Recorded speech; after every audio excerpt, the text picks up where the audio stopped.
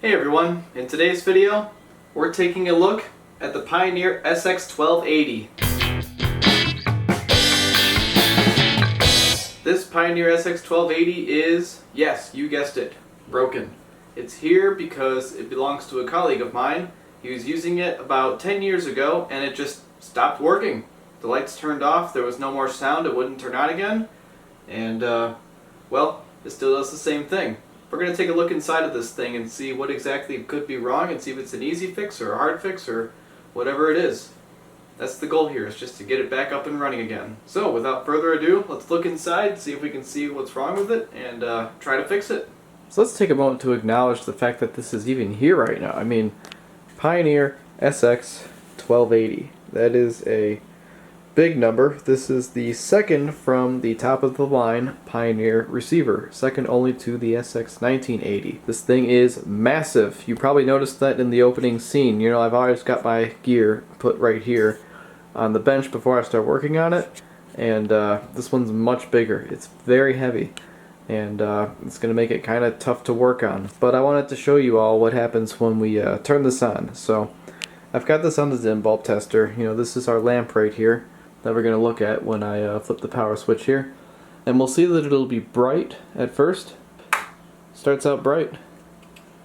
We hear a tiny relay click inside, and then it slowly goes down to nothing. There's no lights on here, nothing at all. This thing is not drawing any current whatsoever, and that's apparent because we've got no brightness in the light bulb there. So I think that what's going on is there's something broken on the power supply, or there's a short in one of the output transistors, or a few of them, or something. I don't see anything apparent just by looking at it just yet. But what I do see is that massive transformer and those big old filter caps, 2 per channel. So this thing's in great condition for the age. I haven't quite been able to tell if I'm the first person to step inside of here, but I'm gonna pull the bottom cover now and see if that might be the case. Alright, good news. I was playing around looking at all this stuff. I checked all these fuses and they all had continuity, so I said okay, that's fine. So I figured this is probably in protection somehow, but with the way the protection circuit works, it didn't make sense that the lights didn't have any power to them. So I looked at the schematic right over here, and I was looking at this fuse board and saw, okay, it's got stuff coming off right off the transformer. If I turn this on, I should be able to see some of these transformer voltages at this fuse board. And I was checking around, you know, fuse FL12 thingamabobber, I don't know, the one that says 2A, that is clearly associated with the 4 lamps there. That's your display lamps. So we go back over here. I checked the fuse. It's this one right here next to the resistor, and well, the fuse is no longer in there because it's what was bad. Really interesting. You know, it had continuity the first time I checked it, but then I started checking the resistance of the fuses, and I found that it had a 2 ohm resistance, and well, here's the culprit right here. I'll zoom in the best I can. You'll probably be able to see it because you see that little break in the filament there? Yeah, that kind of showed up magically as I started handling the fuse.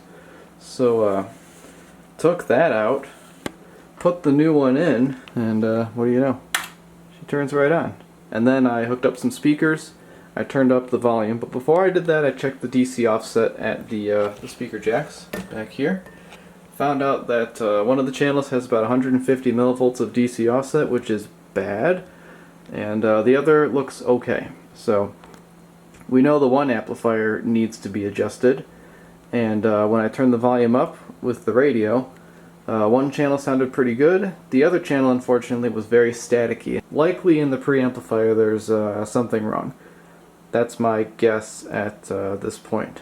Hopefully not the power amplifier. Alright, a few days later, I'm back working on this. I looked at the service manual for the proper adjustments for the power amplifiers to adjust the DC offset and bias.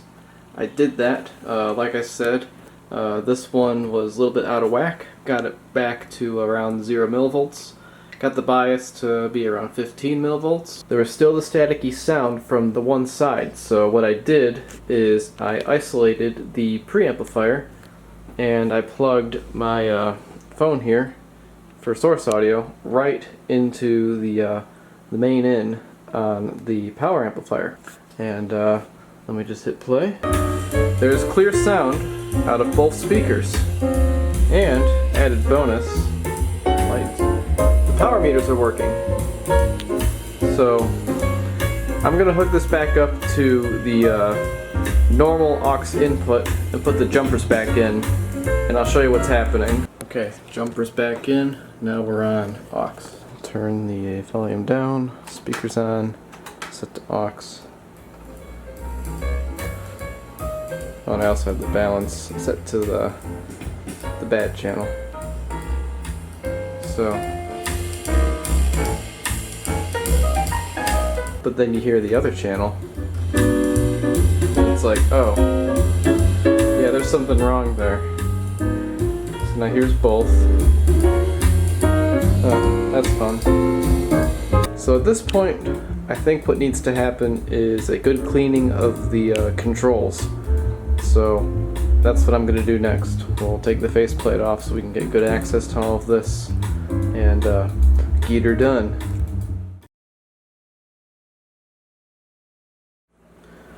Alright, just got back from vacation for the 4th of July here. Got the controls cleaned with deoxit before I left. I made a separate video on that, so if you want to see how I did that, make sure to watch that video. At this point I'm going back and rechecking the amplifier bias. See, on the left channel we've got the 15 millivolts we're looking for. Let's go up to the right channel real quick, and we have 18 millivolts. Let's drifted a little bit, so take VR2 and tone it down just a little bit. Alright, there, got it. 15 millivolts. Now let's recheck the DC offset.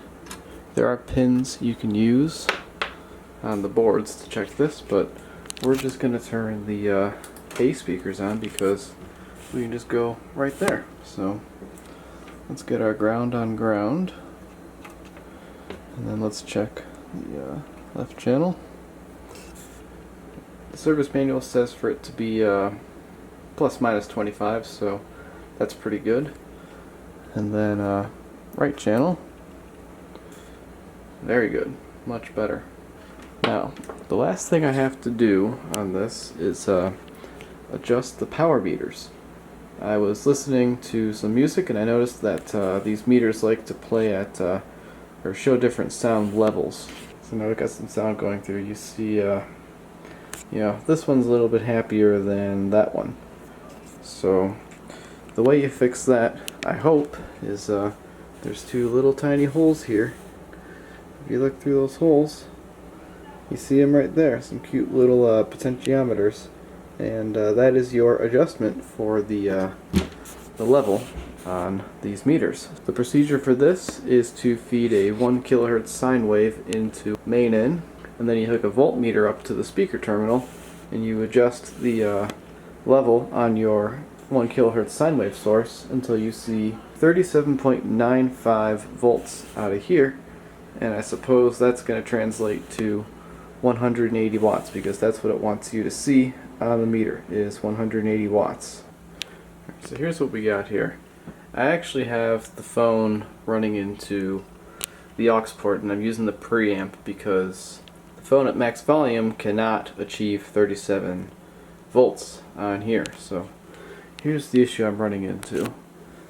I adjusted it so that it's pretty good and equal around like 1 watt. I'm turning up the volume on the receiver or preamp.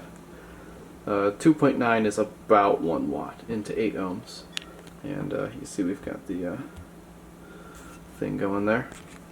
But if I want to go up high, it goes way out of alignment. You know, the one wants to go much higher than the other. So what I'm gonna do is I'm just gonna, I think I'll make it so they're both good around 10. So if I go in here, like I said, and I get this on the pot, I can get the screwdriver on the pot and I can turn it and adjust this guy. So I'm just gonna bring it so they're both about the same, around 10. And since we're not doing a restoration, don't mind the phone, it's just failing. Since we're not doing a restoration on this, this is a pretty good band-aid fix. So we'll just leave it at that. They'll look about equal at normal listening volume. So, you know, who's looking for pure accuracy from these anyways? You just want them to look the same, right? All I have to do is put this back together, and we've got ourselves a pretty healthy and well-running SX-1280 that did not need a restoration. Alright, faceplate is on, and the bottom cover is also on. I'm very happy about that because the legs on Pioneer receivers are screwed to the bottom cover, unlike Marantz receivers where they're screwed to the chassis. So when you take the bottom cover off of a Pioneer, it makes it extremely difficult to handle because you don't have these little friends here. Yeah, the faceplate was just wiped down with water, a little bit of dish soap, nothing special. But I did, you know, take the time to use a cloth on all of these toggle switches and knobs here. And one thing you can do when you've got fingernails is you can take your fingernail and put it on the towel you're using, and then kind of rotate the knob. Oops, wrong knob. Kind of rotate it along this little groove right here. See, I'm sticking my nail in it right now.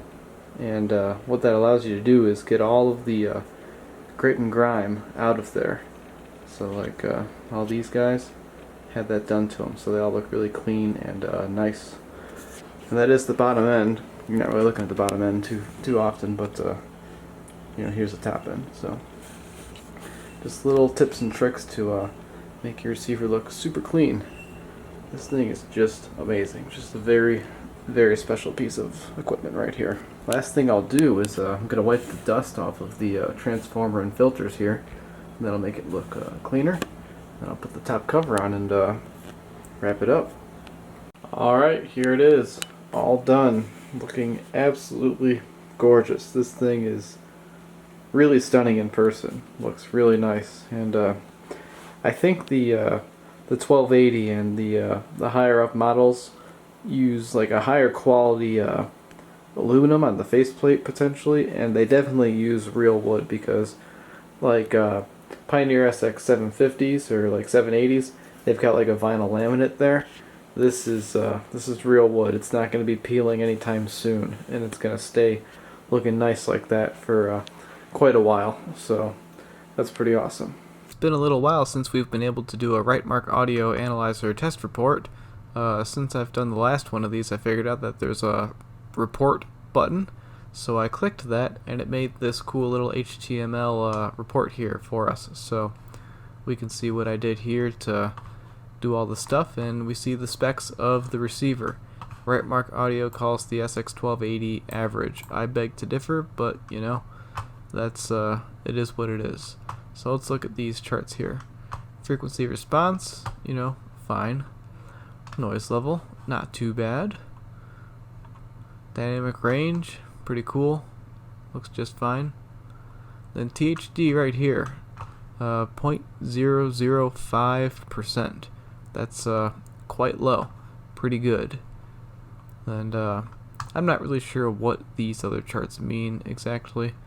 Apparently this is not good. It should be less than this, but in my personal listening, I thought the channels sounded very good and separated, so I don't know why this looks so bad.